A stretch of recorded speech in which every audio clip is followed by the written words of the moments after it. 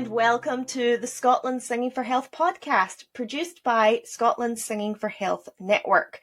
I am Brianna Robertson-Kirkland, and today I am joined by two very special guests. Before I introduce them, let me tell you a little about this podcast and why we are talking about singing for health. Singing for Health groups support the management of a range of conditions, such as respiratory conditions, dementia, Parkinson's disease, and mental health concerns. In each episode of the podcast, we'll be talking to singers, singing group leaders, researchers, and medical practitioners to find out more about the benefits of singing and what Singing for Health activities are taking place all around Scotland. Today, our podcast focuses on singing as part of stroke recovery, and we are joined by Professor Mark Tarrant, who's Associate Professor of Psychology Applied to Health at the University of Exeter, and a lead researcher in singing and stroke recovery, and Mary Raunikar, a music therapist who is involved with a singing and stroke recovery group in Aberdeenshire and who now works in neurorehab units in care homes in Durham. Thank you both for joining me today. Strokes are something that may very well directly or indirectly affect our listeners in some way, either through a lived experience or through a friend or family member experiencing illness. Strokes can affect people differently and have different impacts, including aphasia, a difficulty with speech and language. So my first question to you both is, could you tell us a little bit about the impacts that strokes can have on individuals? So a stroke is essentially a brain injury that happens within the brain, or otherwise known as a cerebrovascular accident. And its impact depends entirely on what sort of damage happened in or what area of the brain in which it happened. So there are all kinds of different lobes that are responsible for different kinds of things like movement and speech and emotion, and therefore they can have impact on anything like motor function, the five senses, emotion, and then of course speech. Excellent, thank you, Mary. Mark, do you have anything to add? Sure. So, we know that stroke is one of the most common causes of long-term disability in adults, and as Mary just said, it can affect people in different ways and for different reasons. Sometimes when we think about stroke, we often think about the physical effects of physical disabilities, which are often readily apparent, aren't they, to people? But many other consequences of stroke are hidden. And in research, we often talk about the hidden consequences of stroke. And what we mean by that is the psychological and social difficulties that people might have, or psychosocial difficulties for short. And so, for example, we see in stroke survivors high levels of things like depression and anxiety, high levels of loneliness and social isolation, lack of confidence, and that sense of kind of ability or self-esteem that allows people to engage with their social worlds.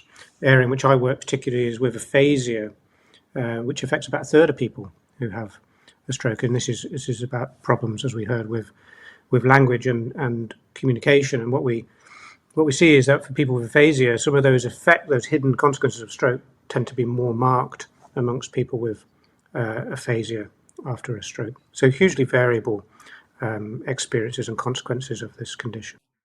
Well, thank you, Mark, for that insight. And we know that there are support charities out there to help people who have been affected by stroke, and perhaps singing and stroke recovery is a little less well known. So, Mary and Mark, could you tell us about how singing might help someone recover from a stroke? So, when someone loses the ability to speak, that means that's the area of the brain that's been damaged, like Wernicke's or Broca's area. And so something like music, which is essentially patterned sounds, we respond to that because it lights up the whole brain and not just a certain area. So all lobes will respond to it. And that's why folks who can't speak, who have aphasia, I've seen them they're able to sing instead because they're using a different area of the brain. And in order to, when they learned to sing, when they were younger, even they used a different area of the brain to learn to sing. So they didn't lose that part yet. And singing can help rehabilitate one into speaking without having to use the Broca's area or the Wernicke's area. That's really fascinating to know. So, Mark, I know you've been doing quite a lot of research into this area. So could you give us a little insight into some of the things that you have been doing? Yeah, so absolutely. So Mary was just talking about the benefits of singing and music more generally for some of the language problems that people have after a stroke. And there's quite a lot of work in that area, and that's absolutely, understandable that would be that research is there, not least because, we see that people with aphasia who often have considerable difficulties producing language actually, as Mary said, retain that ability to sing, which is really, really quite interesting. So it's unsurprising that we use that in clinical practice often as part of the immediate kind of rehabilitation program that is offered to stroke survivors. So there's certainly some evidence around that. Much less evidence we have found is available that demonstrates the impact or the importance of singing and music making for those more kind of hidden or psychosocial consequences of stroke. And it's in that side or that potential of singing interventions that we've been looking at in our research in Exeter. Yeah, exactly. So singing, especially with other people who've experienced a similar situation, can give people who might otherwise feel isolated that feeling of connection with one another. So there's the essential there's oxytocin involved in there too as well that they might otherwise feel they're lacking due to their condition. Thank you so much, both. So how long has singing been used as part of stroke recovery? Well, that's a good question. Actually, I don't know the answer to to that precisely. Although what I can say is that the Stroke Association, for example, is a charity that we have worked with in our research in Exeter, and we know that the Stroke Association has a large network of support groups for stroke survivors, and a number of those are dedicated singing groups, and they're really well established. Mary may well be better placed to comment on the use specifically of singing in clinical treatment or rehabilitation programs, but I may have put Mary on the spot there. So I actually don't know the answer to that either. But I know that so music as therapy in itself has been around since the 1960s, so it's still a bit of a fairly young profession. I think they first started to work with veterans from more of a psychosocial approach for their mental health and to help with their any trauma that they experienced. And then I think it just grew from there. I know that there's a specific approach. So there are very different specific approaches in music therapy, and working with stroke survivors falls under one, and that most commonly is under a model called neurologic music therapy. And that's promoted by a guy called Michael Taut, who's from Germany and lives in Canada now. And his handbook came out, I think I might be wrong on this, but a decade ago, maybe.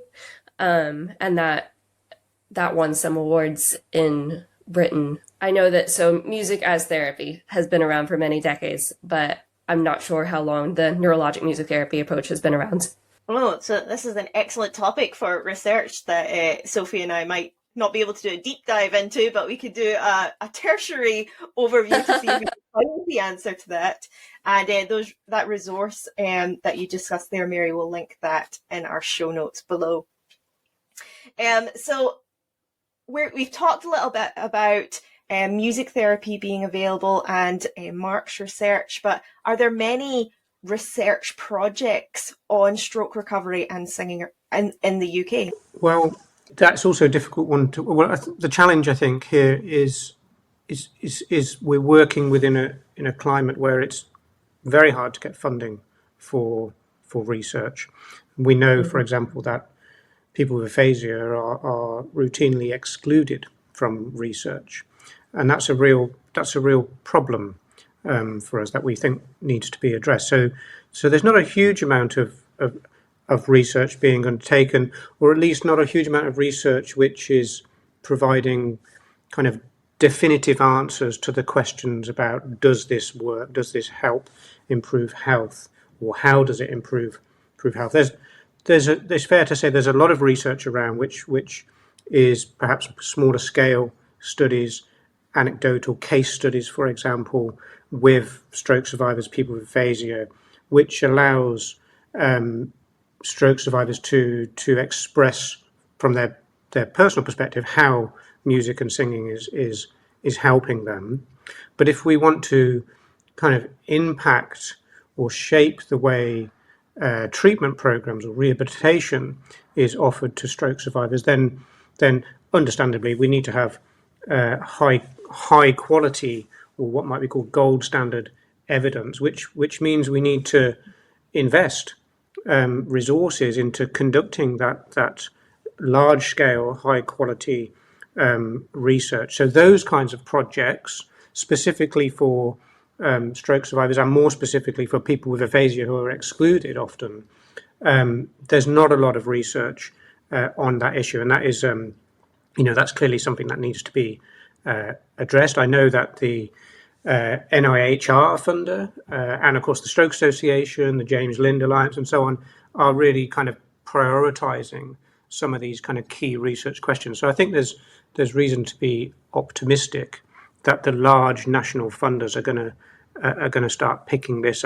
issue up and supporting high quality research in this area. That's really good to hear, because this is a really important area of work. And can I just ask, why are people with aphasia often excluded? What is the reason for that? Well, part of it is I think because of the way in which people are recruited and consented into research. If we're going to do research on people, whoever they are or whatever condition they might have, then people have to be able to give informed consent. They need to be fully aware of what they're essentially signing up for, what will happen to them, how their data that they produce is going to be used by the researchers. And it can be, traditionally we will ask people questions to check their understanding of the research, and they would consent to that. It's challenging to do that if you have aphasia. So you need to work, and there are ways. It is possible to consent people with severe language problems. It is possible, but it's resource intensive, and we're, for example, currently planning a trial of our singing program for people with aphasia, and the estimate for how long it's going to recruit people into the project, recognizing that, not least because stroke survivors, people with aphasia, are at risk of higher levels of loneliness and social isolation. They're harder to reach, is one way of describing that in the first place. So it takes a long time to recruit people into particularly group singing programs like we run. You have to have enough people signed up and ready to take part in a group before you can start that group.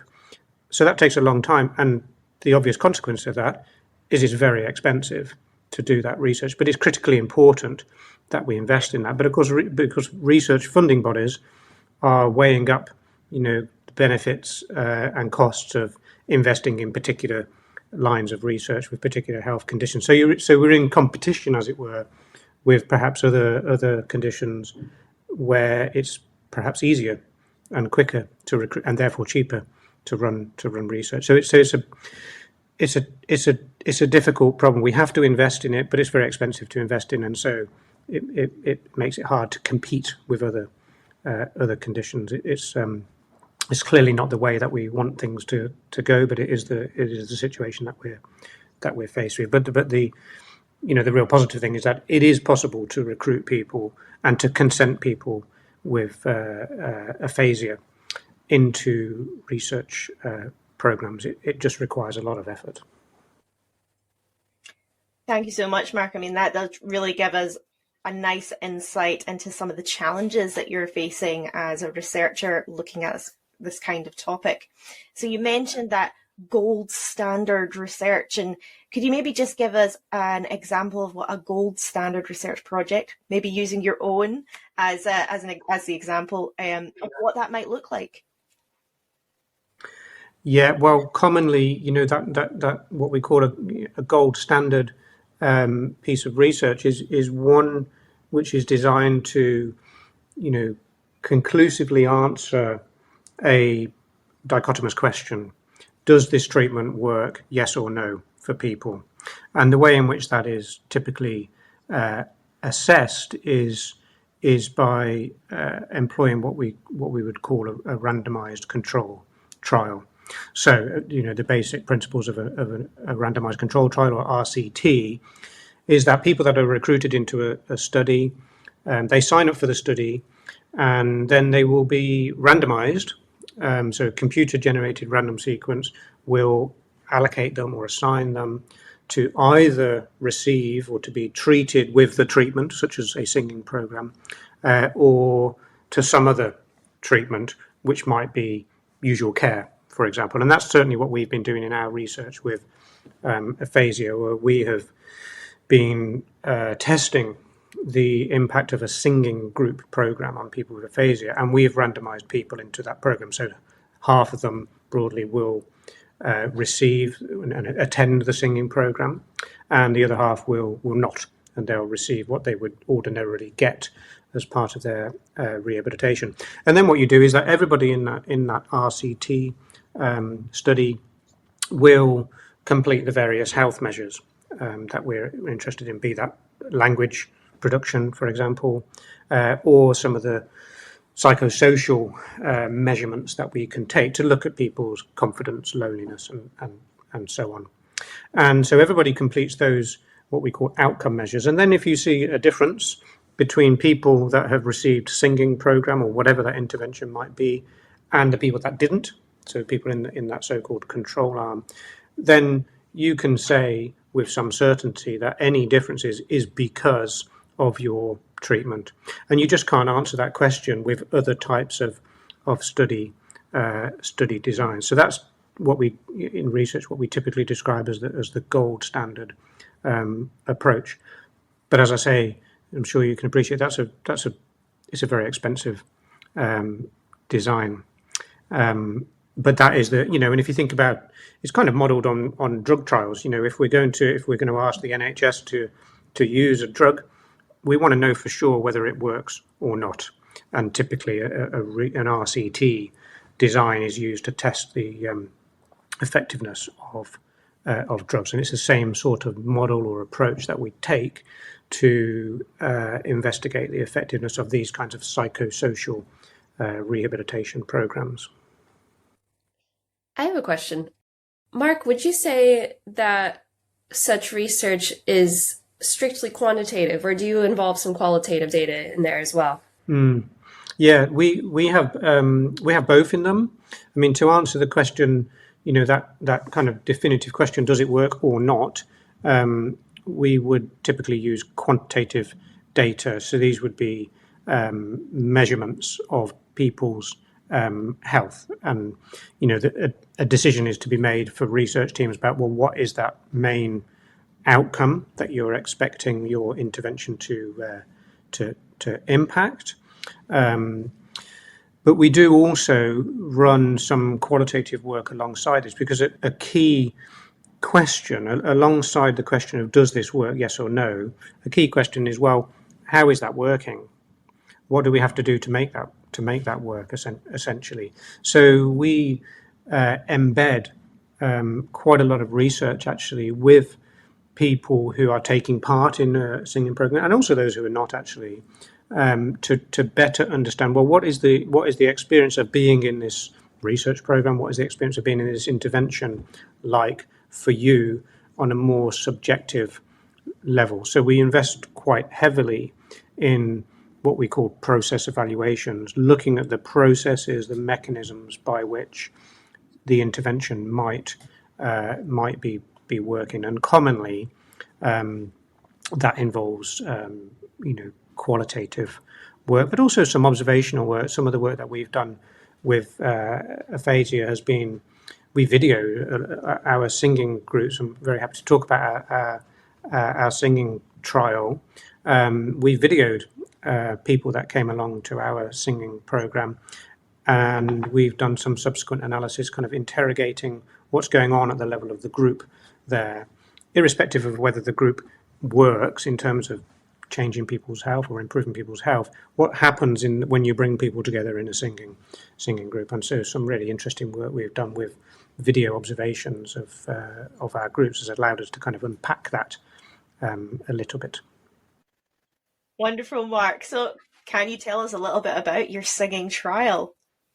Sure, of course. So, I mean, our project actually started from a stroke survivor, somebody with aphasia, actually, who came to us in the medical school, and he just asked the question, do singing groups help? And his initial question, I think, was focused on, do they help with people's language for people that have aphasia?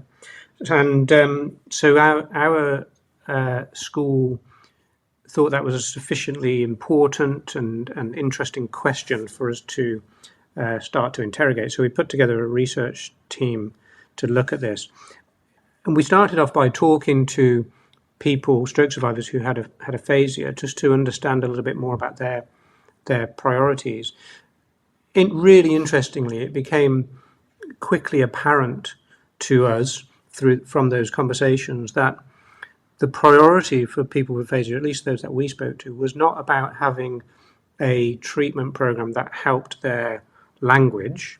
There was a ready recognition, I suppose, that their language had kind of come as far as they thought it would come in terms of the improvement, and that was because of their engagement in speech and language programs, for example.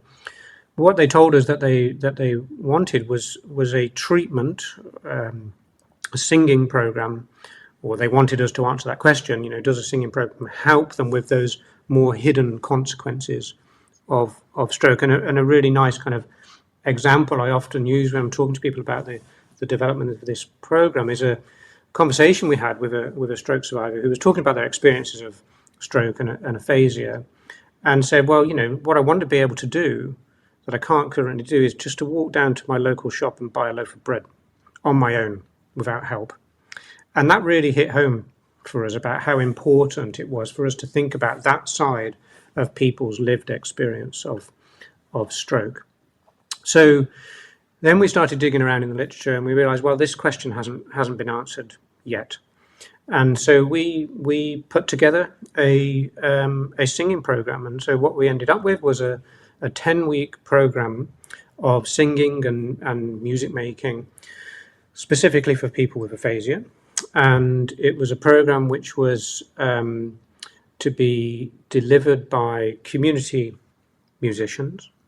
And we arranged it so that a person with aphasia co-facilitated the singing program. And the reason why we did that was thinking about, when people join a new group, it can be quite anxiety provoking. So by including a person with aphasia in the delivery of that group, we thought that might help people feel a little bit at ease in that situation, a bit of a bridge, if you like, between the group and the community musician. So we set up the program. We applied a few times for funding. Eventually, we were lucky enough to be awarded some funds from the Stroke Association that allowed us to set up a randomized control trial. But it was kind of phase one of a trial, if you like, in the sense that we weren't in a position to answer definitively the question, does this work? But what we wanted to do was to answer the question, can we do this? Can we test this product? If we set up and run a singing group, do people sign up for it? Are people interested in it? Do they enjoy it? What do they say about being in a group of other people with aphasia and going through this 10-week program? Do they stick with the program?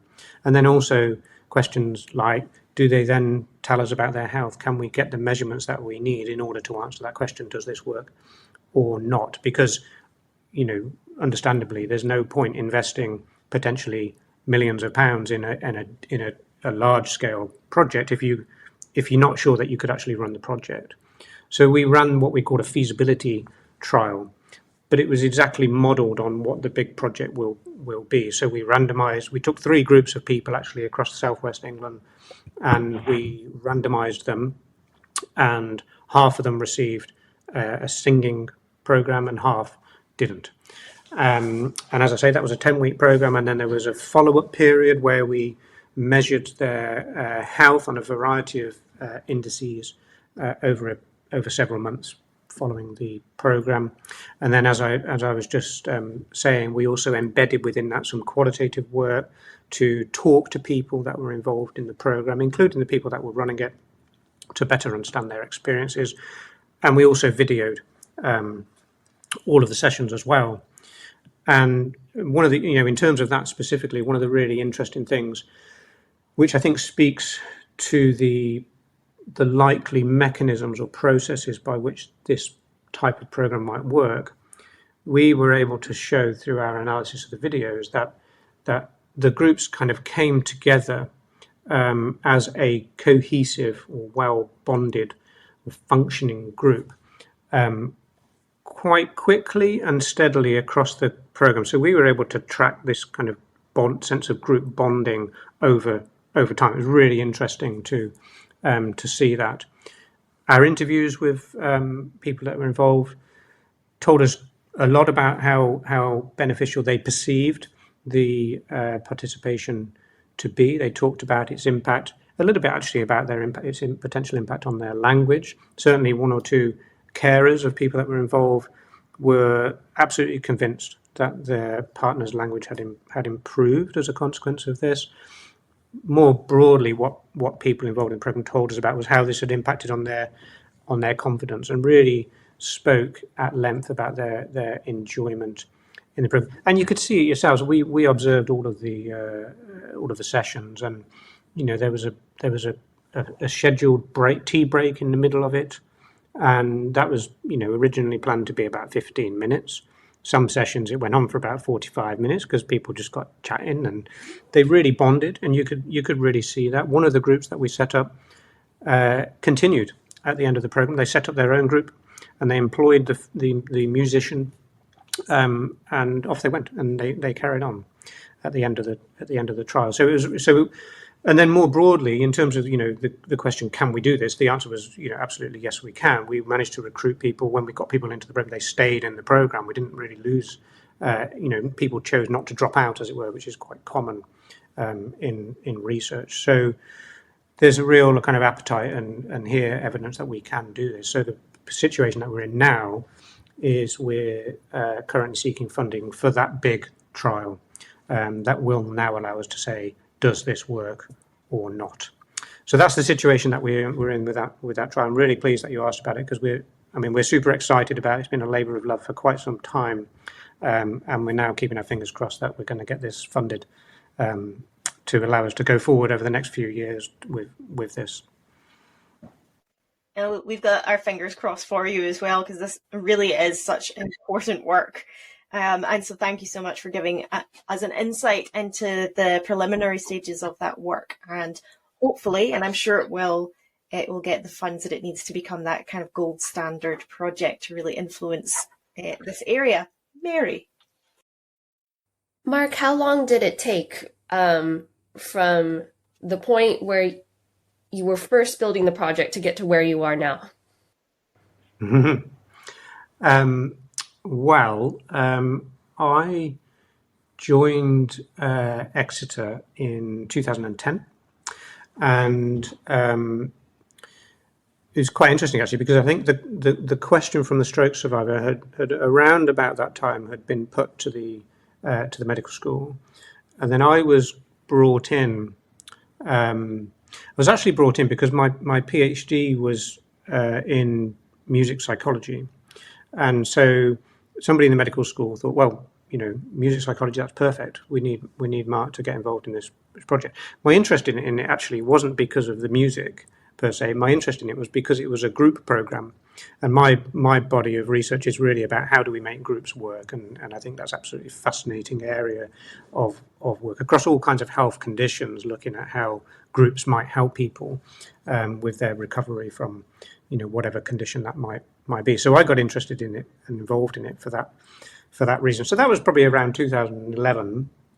We spent, I think, probably a best part of 2 years or so, kind of planning about this. We did some preliminary research. We designed the program. We tested the program in a single session where we got a group of people with aphasia together for a one-off singing session, and we ran some qualitative focus group actually with the people that took part, just to kind of understand what they thought about that first session, recognizing that the first session of any group program is probably the most important one, because there's no good setting up a group program if people come along to your first one, they don't like it, they're not going to come back. So you really have to invest, we think, in that first session. So this was taking, alongside our other priorities, was this was going on over a course of a few years. I think I was looking at this the other day. We got the funding from the Stroke Association for the trial, I think, in 2016. Now, that was following a couple of rejections from the NIHR prior to that. So it was around 2016, and then it takes about a year to go through the setup and the contracting, and we had to employ staff to help run the project, of course. And then we finished it. I think we finished it about 2 years ago now. And since then, we've been planning the big trial, and that's where we're at right now. So it does take a while, and that's another reason, I suspect, just going back to that early question, why why there isn't an awful lot of research in this area. It's obviously expensive to do, but it's also an investment of time in terms of the people that set up and run the project. And this is absolutely not just me. I think there were probably 8 or 9 people that were involved, sent core to the research project, and the same is the case going forward into our biggest study. So it takes a lot of time, which is why it can appear to be a very slow process, of course. Excellent. Thank you so much, Mark. So maybe this is a good time just to move over and discuss Mary's work. So Mary, can you tell us a little bit about Project Sing, which we know that you were involved with? And just for our listeners, I'll give a little introduction to what Project Sing is. So this is an Aberdeenshire-based project set up by David Jones, who was a musician who himself had suffered a stroke. So Mary, can you tell us a little bit more about Project Sing? So this is a bit of a different perspective on a similar sort of project, because we're more at the beginning stages of it. So it's really good to know from Mark, how long that takes and what kind of investment is put in, how many people were involved. So that's good to know as well, because it does take a lot of time. So this was thought up I think it was just last year, actually, during the pandemic. So some of this information is secondhand because David set it up. Yeah, like you said, he's a musician who suffered a stroke when he was still quite young, and it mostly affected his speech. And he's very passionate about the impact of music on health and on stroke survivors as well. So Project Sing is an acronym. It stands for Strokes in NHS Grampian. And I knew David when I played the harp in Aberdeen Strathspey Real Society. I had just moved to the UK and I was looking for things to do. And I think he reached out during the COVID lockdown when he needed the expertise of a registered music therapist to create the project, because he wanted it to be a music therapy project. It wasn't necessarily to further research, just to create a project and implement it and see how it goes. So that's more that side of things. And we just had a lot of Zoom meetings, basically. And so it was me, it was David, and somebody from the council, and somebody from the Stroke Association. So we had the Stroke Association involved there as well, and David was involved in that. And that's where we got our funding, I believe, from the Stroke Association and from various other resources as well. And I think the NHS was involved. We had their support, just maybe not the funding part of that. But they were like, yeah, we support you. However, we did utilize the resources like the NHS and together with Stroke Association and the Aberdeenshire Council in order to get the word out. And we just spread it out in as many ways and many branches as we could. So I created a video explaining how they could benefit from it. And they created flyers and they created a website. They just created every kind of material they could possibly get through. Then there was a taster session involved. So it's like Mark was saying about how one of the most important parts is that very first session, that first impression they get essentially. And because they come in and they're like, oh, what am I getting into? What am I investing my time in? Because there's time and there's travel. And it was a charity project. And so nobody was paying for it either. So that was good. And that's where we got the funding from. So far, we had a taster session in April. Because I got my new job in the neurorehab unit in Durham, I could only help up to that point. They were aware of that because I was job hunting at the time, so we could move down to England to be closer to my husband's family. But there was going to be a handover to another music therapist. At the moment, that's on hold. I think that something fell through. I don't know what it was. But at the moment, they've got their people. Actually, they've got the venue. They've got the funding.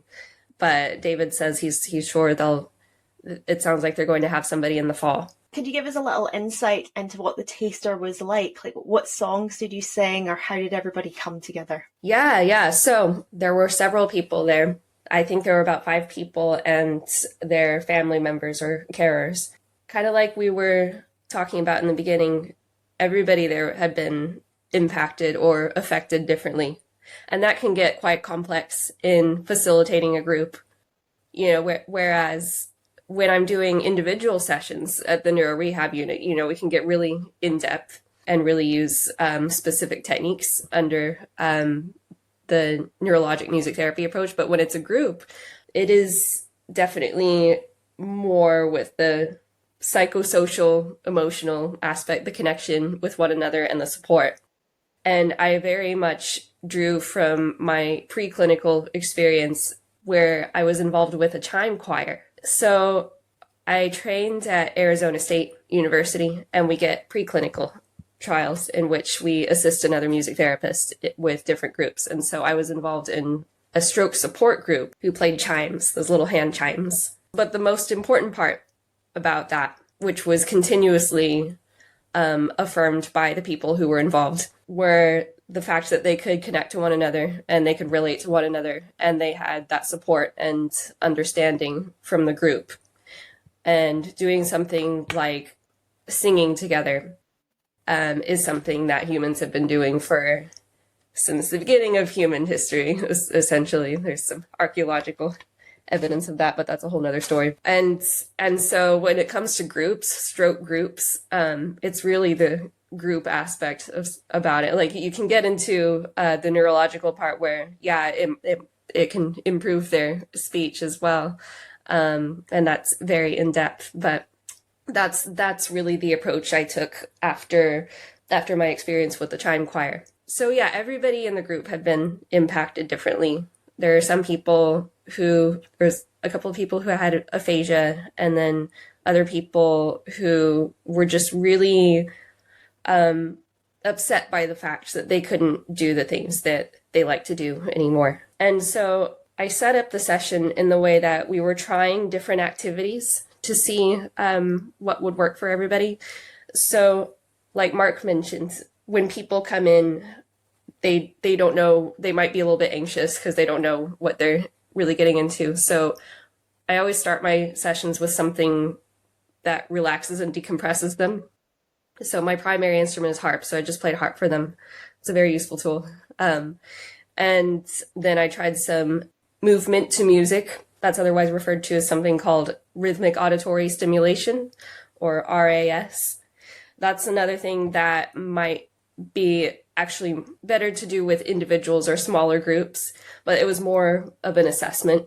And then we sang, of course. We sang a couple of songs, and I like to choose songs that, it depends on who's in the group and their age range and this and that. But I find it best to choose folk music that everybody knows, because they're usually simple, singable melodies that people already know with easy chord progressions. And then if they express their preferences for anything else, of course, we absolutely include them. One of the most important parts of music therapy is client preference and song preference. So it's important to get their music preferences as soon as possible. But if in doubt, and I don't know any of it yet, I just use singable folk songs. And we also did some improvisational play, which I handed them different percussive instruments, and I led them on a pitched instrument on my harp. And there was one person there who was he used to be a musician as well. And so he took on a role of sort of leading the group rhythmically and keeping them together. And so even though some of them may never have touched an instrument before, everybody was able to play and create this sort of synchrony with one another. And they found that really profound. And that's something, of course, singing can do as well, because that's an instrument too. Everybody participates with sort of different roles in the group. Everybody naturally takes on their own role in the group.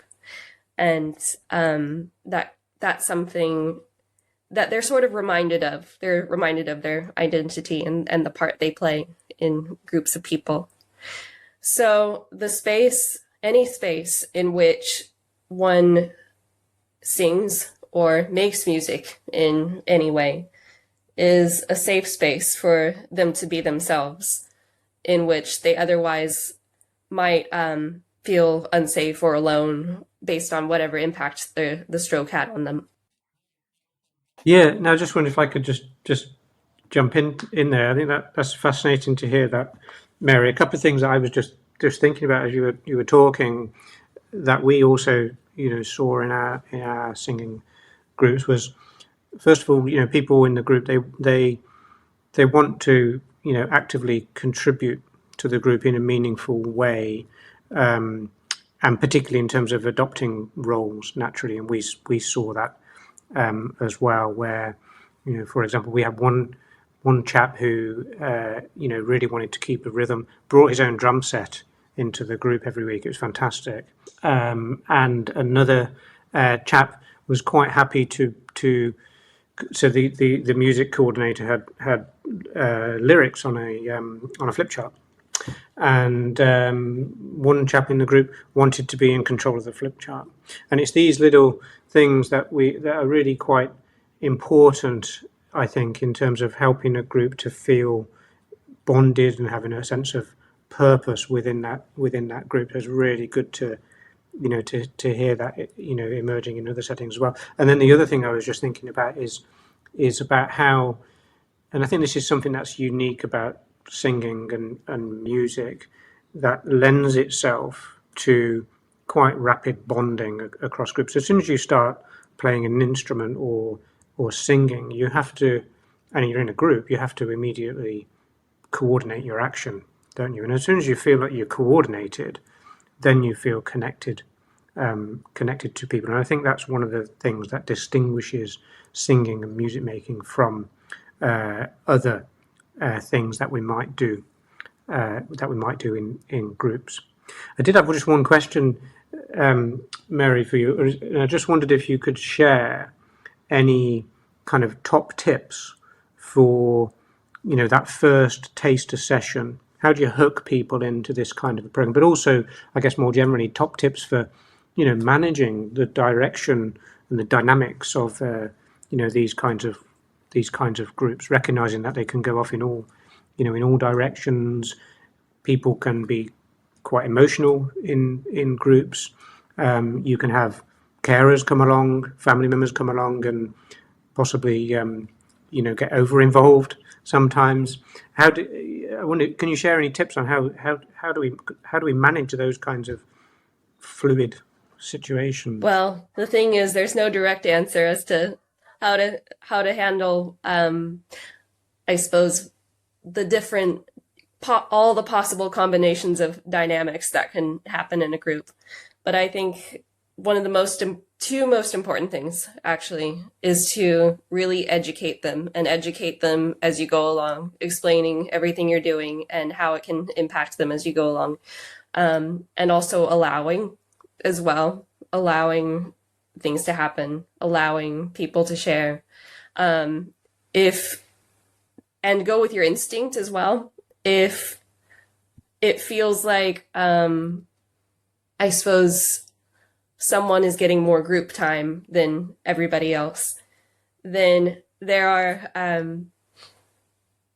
are ways to gently steer things away. There are multiple ways in which to do that, and you just kind of have to go with your intuition for that. But I'd say the main two things are educating them, but also allowing things to happen. Yeah, it's a skill, isn't it? Facilitating a group. We see that in education, as well. We've probably all had a really bad tutor or lecturer at some point who can't hold the group together. Good facilitators, we find, tend to do it quite naturally.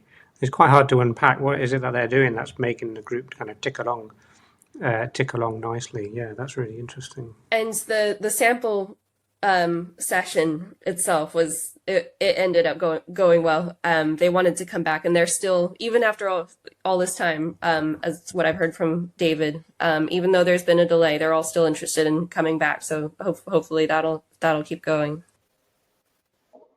And Mary, you also do some of this work in care homes as well. I wondered if you could share some of the work that you're doing there. So I work in 3 different facilities at the moment. One of them is a long-term psychiatric facility. Another is a dementia care home. But there are other issues. People come in with things like Parkinson's and Huntington's disease and things like that there as well. And then the third one, that's the neurorehabilitation unit. And that's the one where you see stroke survivors most often. So when I work with people individually, that's more in-depth. Whereas with a group, as I suppose, like we were talking about, that's more of the connection and support base. That's kind of the primary theme, you'd say. When I work with them individually, we're really working with specific goals, depending on how the stroke has impacted them. Like if it's impacted motor function or speech, there's somebody who can only say a few words at the moment, but he has a favorite artist that he sings all the time, and he can just sing the whole thing. They said they took him to a practitioner the other day to get something done, and they had this artist on the radio, and he was singing to them the whole time, and he had them in tears because they had no idea that could happen, because like I said, he can't speak, he can only say a few words, but he can sing. And so I'm using something called melodic intonation technique, and that's where you first have them sing what you want them to learn to say. And you start by tapping on their left side, and you say things like la la la la la, and then you involve the speech or the phrase that they want to learn to say, like turn the TV on, and then you just sing that with them over and over and over, and then very slowly you come out of it until they're singing it by themselves, and eventually they're saying it by themselves. And it can take a lot of time for that to happen. And for some people, I've seen it can just click with them, and others sometimes there are certain phrases that don't quite set in as well as others. But that's something that I find extremely useful is this technique, and speech and language therapists utilize it as well.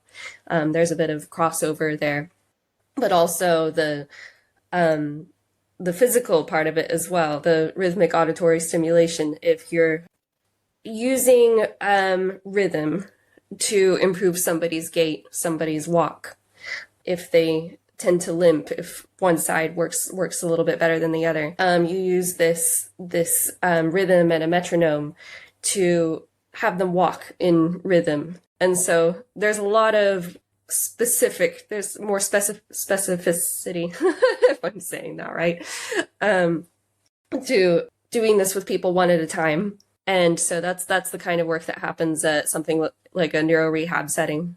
And when you get people together, sometimes I'll do groups there. That's when they can really relate to one another. And like we were mentioning earlier with the support and the connection. And I think that's a really important point, because so many of our other podcast episodes have really highlighted the social aspect of singing groups and how that's so important for people in particular. Thank you so much for your insight there. Now, there may be people who are listening who are thinking that there could be groups around that could really benefit them or someone that they know. Is there any association or someone who they could get in touch with to find out if there is a group that they could go along to or get in touch with? Well, I mean, my advice would be Stroke Association. So Yeah. We just the past couple of years did some work with Stroke Association looking at their group support network, and which they've been strategically growing in the past few years. I think they've, at last count, there's something like 360 groups around the UK, and they're not all singing groups, of course, but a number of them are, and they have lots of, I think, useful information on their webpage. So that for me would be the first place, I think, to start. Excellent, and we will link the Stroke Association website in our show notes. Mary? Yeah, I was just saying I agree with that, because that's the thing Mark and I have in common is that we received our support and funding from the Stroke Association, and that's our common denominator there. And I think I mean, one could try the NHS, I suppose, but yeah, I think more specifically, Stroke Association is would be the first try, I think. I think also, just to add, I think also, so we're aware. So through our previous singing trial, we had a retired speech and language therapist involved in supporting the project, who actually went ahead and set up her own singing group for people with aphasia locally.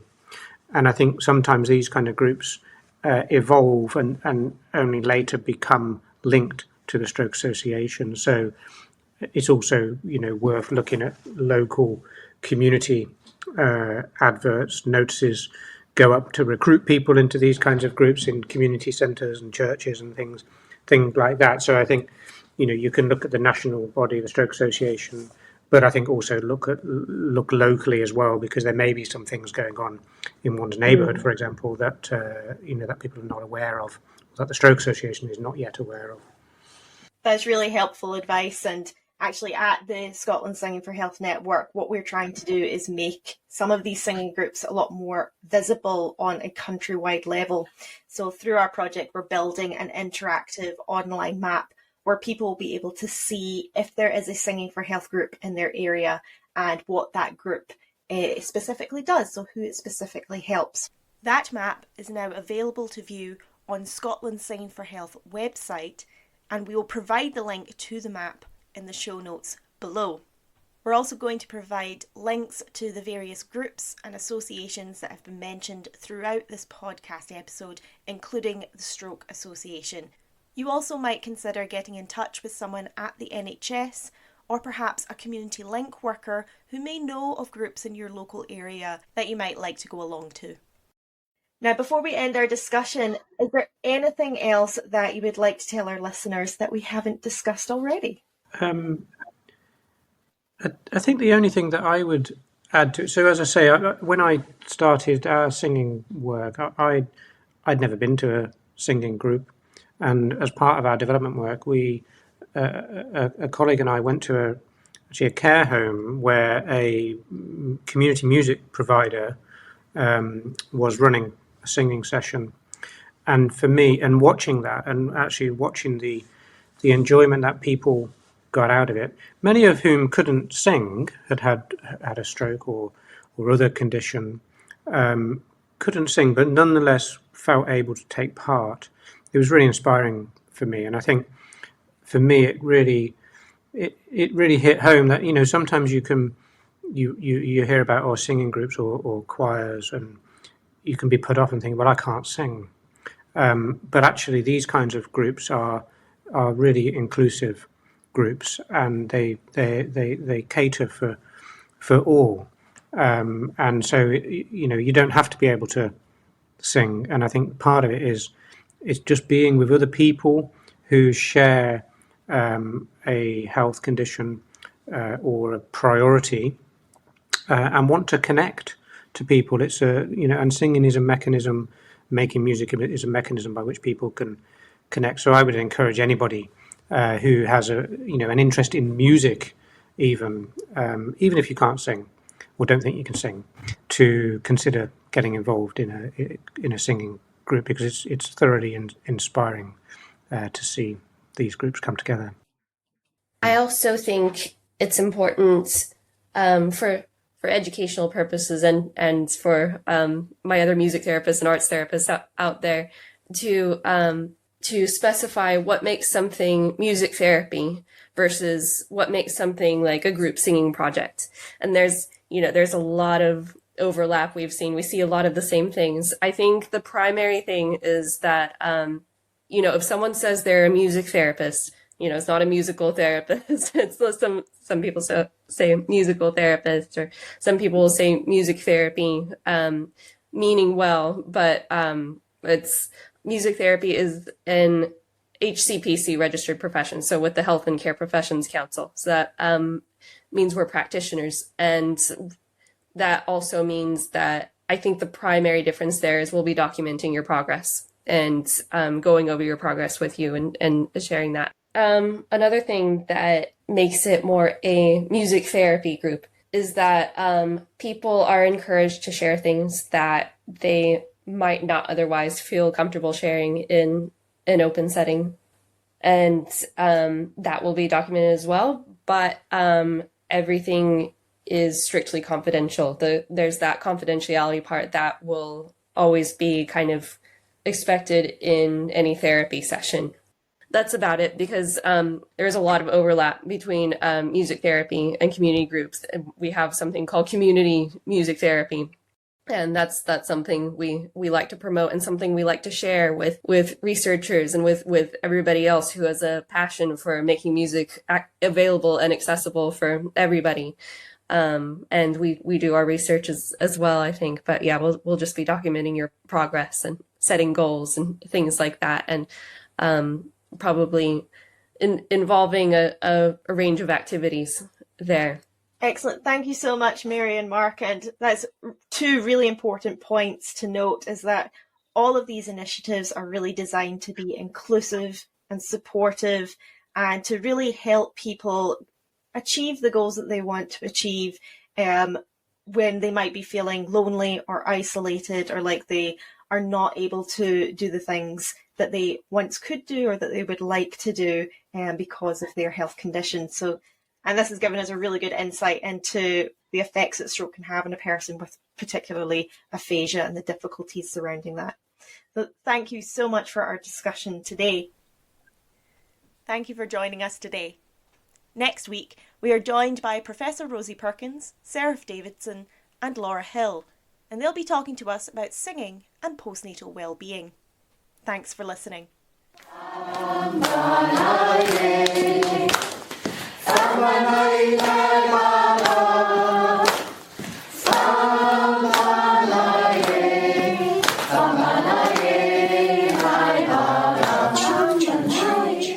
This podcast is produced by Scotland's Singing for Health Network, a project hosted at the Royal Conservatoire of Scotland, funded by the Royal Society of Edinburgh, and in partnership with the University of Edinburgh. For more information on our activities, please visit our website. Details are in the show notes.